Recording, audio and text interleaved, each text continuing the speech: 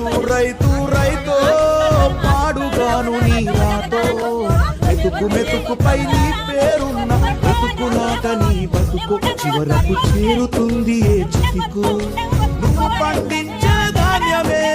దేవుని గుళ్ళో ప్రసాదం ఆ దేవుడికెందుకు తెలియదు మరి నీ ఇంట్లో నీ విషాదం